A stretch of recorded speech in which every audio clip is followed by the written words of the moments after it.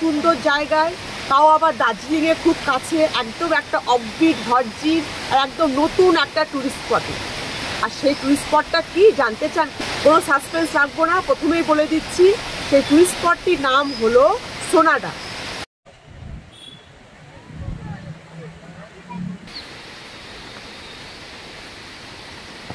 এবার আমরা এই সোনাডা গ্রামটা পায়ে হেঁটে ঘুরে দেখব, আর দেখব এখানে দেখার মতো কি কি আছে। শুধু সোনাডাই নয়, এই সোনাডায় এলে এর আশপাশের আর কি কি জিনিস আপনি দেখে ফেলতে পারেন সেগুলোও আমি আপনাদের বলে দেব। তার সঙ্গে এটাও বলে দেব যে এখানে এলে আপনারা কোথায় থাকলে বেশি ভালো হবে, আর আপনারা আপনাদের ট্যুর প্ল্যানটা কিভাবে সাজাবেন, কিভাবে আপনাদের ট্যুর প্ল্যানটা করলে অনেক কম খরচে এই সব জায়গাগুলো দেখা হয়ে যাবে। আর সেই জন্য পুরো ভিডিওটি শেষ পর্যন্ত দেখুন। সোনাডায় প্রথমেই আমরা যাব রেনবো ফলস দেখতে। সোনাডাতে আজকে প্রথমেই আমরা চলে এসেছি এখানকার একটি বিখ্যাত ফলসে, আর সেই ফলসটি হলো রেনবো ফলস। সোনাডার প্রথম টুরিস্ট স্পট যেখানে আমি এসেছি সেটা হলো এই রেনবো ফলস। এখান থেকে ট্রেকিং করে যেতে হবে রেনবো ফলস। রেনবো ফলস পর্যন্ত পায়ে হেঁটে ট্রেকিং করে যেতে আপনার সময় লাগবে 5-7 মিনিট।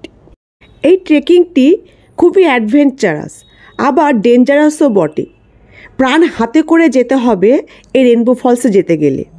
যদি আপনারা দেখতে চান কীরকম ডেঞ্জারাস, তাহলে পরে রেনবো ফলস দার্জিলিং বলে সার্চ করুন, আমার ভিডিওটি দেখতে পাবেন। সেই ভিডিওতে পুরো ট্রেকিংটি দেখানো আছে, সেটি দেখে তারপর এখানে আসুন। এখান থেকে আমরা যাব আমাদের 2 নম্বর ট্যুরিস্ট স্পটের দিকে, আর সেটি হলো এখানকার মনেস্ট্রি। রেনবো ফলস ঘুরে আমরা চলে এসেছি একটি লোকাল মনেস্ট্রিতে। সোনাডা রেনবো ফলসের পাশেই আছে এই সুন্দর মনেস্ট্রিটি।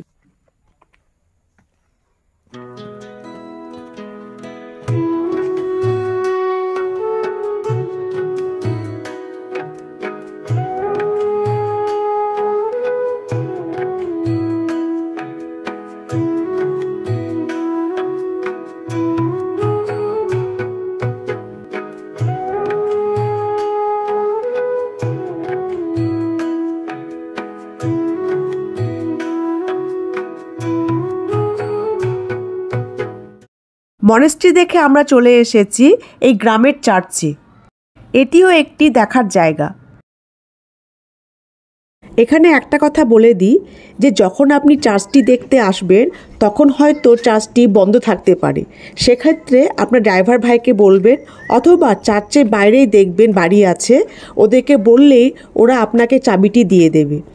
যেহেতু এটি একটি খুবই অফবিট জায়গা, ট্যুরিস্ট খুব কমই আসে, সেই কারণে এটিকে লক অ্যান্ড কি করে রাখা হয়। ট্যুরিস্ট এলে চাবিটি দিয়ে দেয়, ট্যুরিস্টরা নিজে নিজে খুলে এটি দেখে নেয়।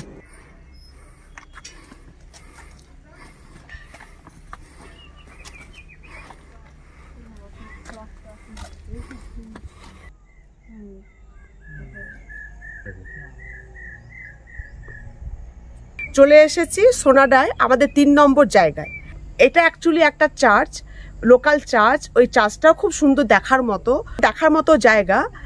এবার এই চার্চটা আমরা একটু ঘুরে দেখব।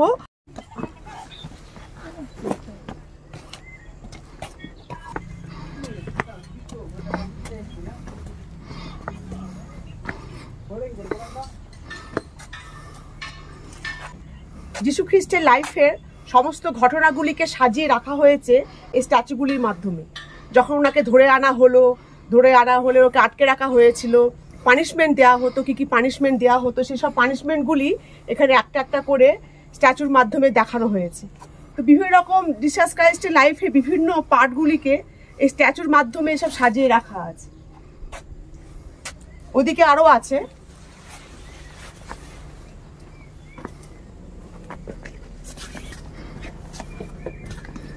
যেমন এখানে ওনাকে চেন দিয়ে বেঁধে রাখা হয়েছে।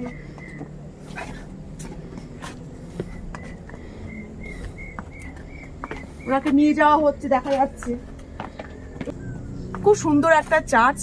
জিসাস ক্রাইস্টকে জানতে গেলে, যেটা আমরা শুনে এসেছি ওনার লাইফে, অনেকটাই এখানে সাজিয়ে রাখা আছে দেখার মতো। খুব সুন্দর একটা চার্চ, লোকাল চার্চ, কিন্তু খুব সুন্দর দেখার মতো। এরকম চার্চ আমি খুব কম দেখেছি, কিন্তু খুব সুন্দর। আমাদের 4 নম্বর জায়গাটি হচ্ছে Sonada view point.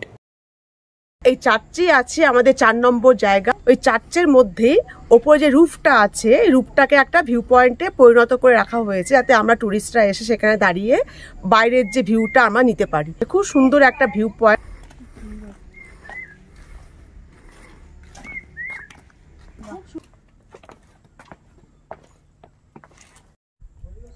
View point থেকে দেখতে পাচ্ছি কার্শিয়াং, দূরে দেখতে পাচ্ছেন কার্শিয়াং। খুব সুন্দর দেখাচ্ছে ভিউ পয়েন্ট থেকে কার্শিয়াংকে। আর দূরেও একটা সিটি দেখতে পাচ্ছি, গ্রাম।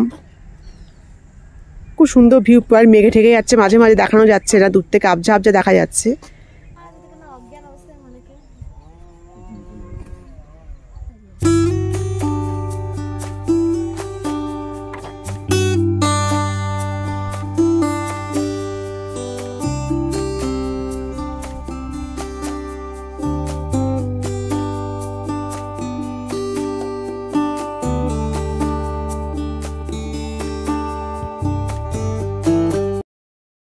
শুধু চার্চ নয়, আর চার্চের ভিউ পয়েন্টই নয়, এই চার্চের বাইরেই আছে সুন্দর গোলাপ ফুলের বাগান।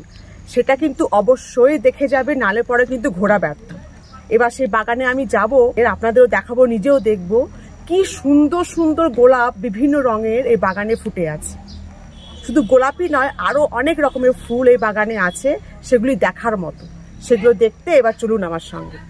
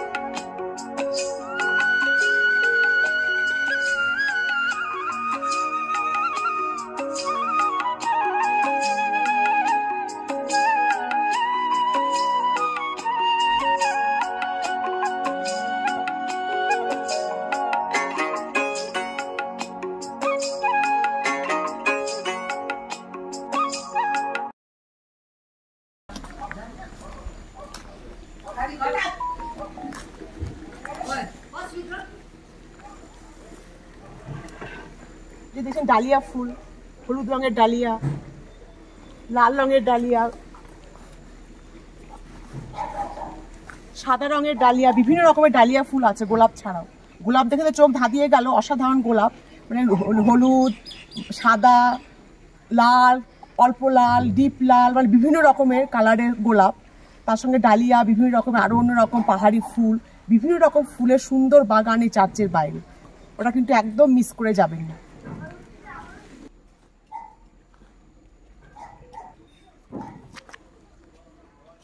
এবার আমরা সোনাডা থেকে বেরিয়ে একটু দূরে যাব, প্রায় 13-14 কিলোমিটার দূরে। শুধু এই জায়গাটিই নয়, আরও অনেক আশপাশের সুন্দর জায়গা আমরা দেখে নেব, যেগুলি সোনাডা থেকে খুব সহজেই দেখা যায়।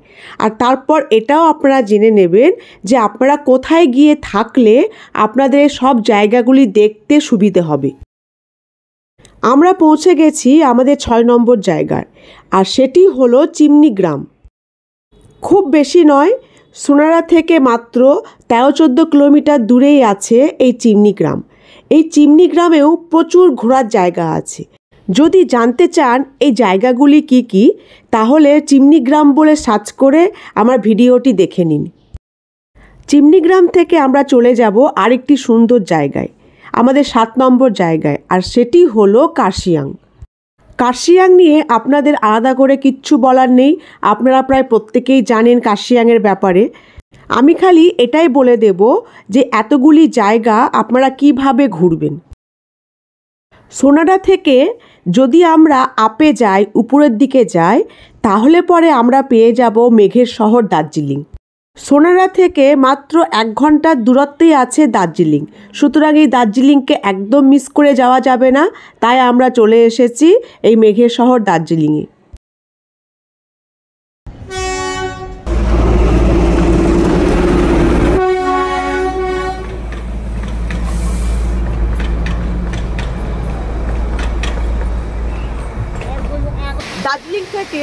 প্রায় 15-16 কিলোমিটার দূরেই আছে এই সোনাডা।